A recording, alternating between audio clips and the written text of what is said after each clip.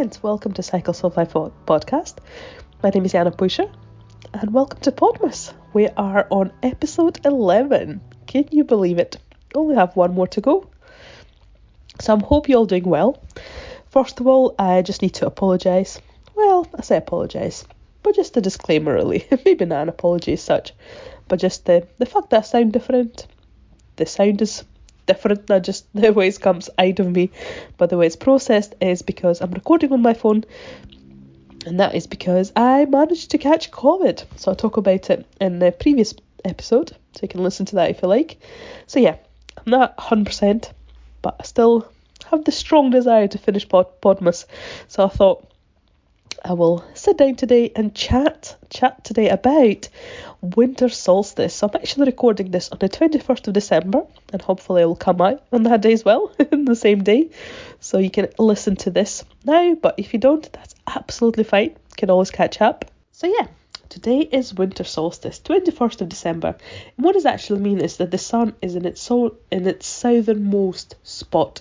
So obviously I am in northern hemisphere right now, so that means I don't get a lot of sunshine at all. So just a few hours of sun.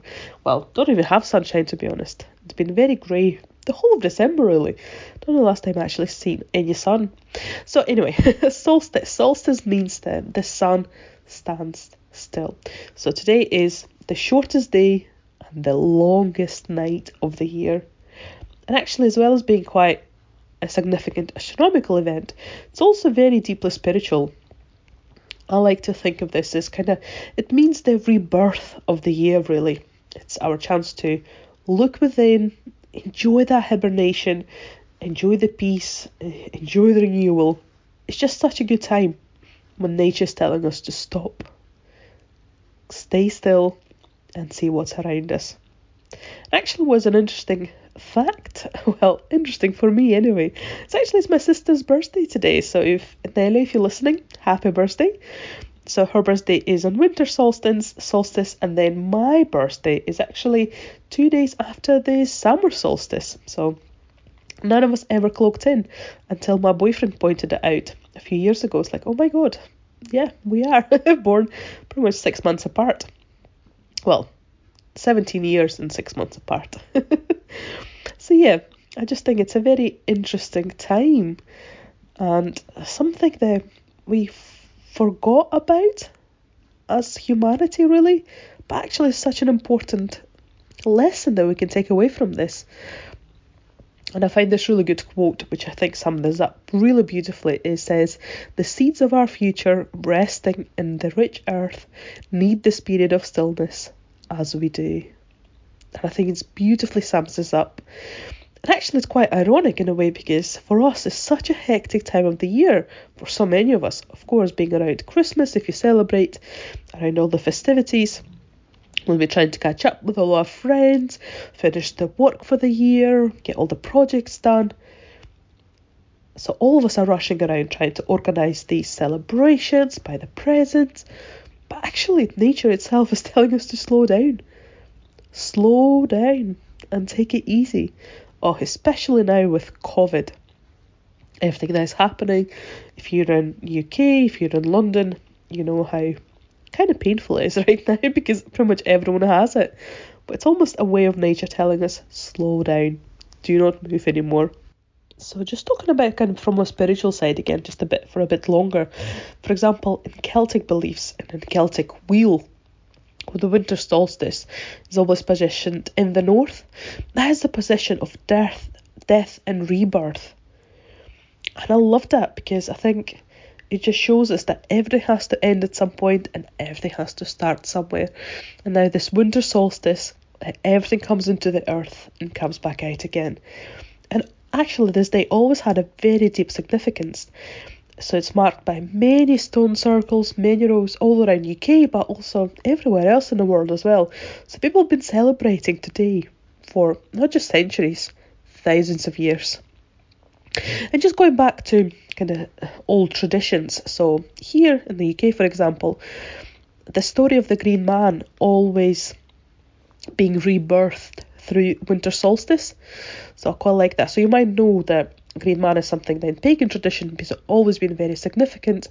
That's why we have so many pops that are called the Green Man. So it's a being all covered in green. And actually that's why we use the foliage and evergreens during this time as well to signify that.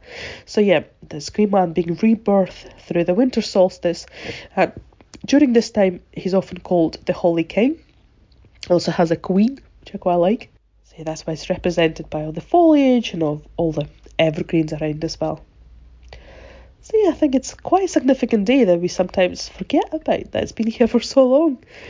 Just a very nice time to reconnect with ourselves, to slow down, to ask those important questions. And actually, what I think a really nice thing to do today is reconnect to your inner child. So ask yourself those questions. If I could be anyone, doing anything, what would I be? What would that be? And what would I do? So if you could be anyone, doing anything, what would you do? What would you do right now? I just think it's such an important question to ask. So yeah, it's a beautiful time to, again, just slow down because the whole nature is telling us.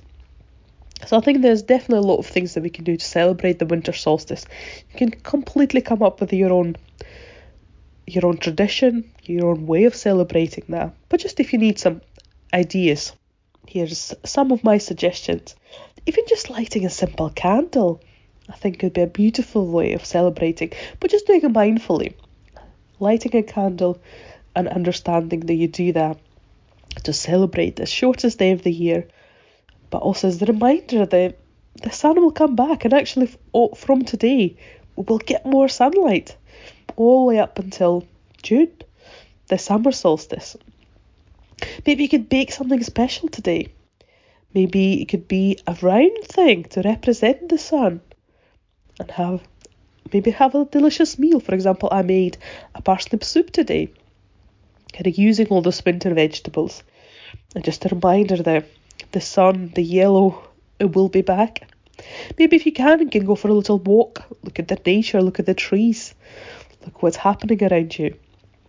Maybe you can take a slow moment to see where you currently are. Just sitting in your home, nice and warm, being grateful for that. And I think actually today is a very beautiful day to think, what are those things in your life that are you actually really grateful? Because we all have so many things to be grateful for. So I just think it's a very beautiful day to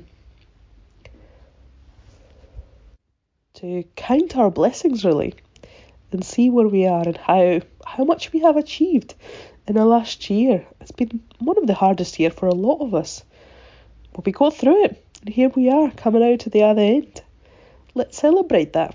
So yeah, that's just what I want to talk about today, about winter solstice. Hopefully you've learned something new, and I just think it's so important to pay more attention to the way that nature lives around us, because there's so many lessons that we can learn, and actually something that it's always been inside of us, we just forgot about. It kind of went away through the modern world, if you like. And actually, if we do come back to these things, our life probably be significantly better. So that's all I wish you today. I wish you a little moment of silence when you could just maybe light a candle, remember all the things that you're grateful for, and what can you bring more of into your life. So yeah, enjoy. I know that from now on, the days will be longer. There will be more sun every single day. Thank you so much for listening, and I'll speak to you for the last Podmas episode very soon. Bye for now.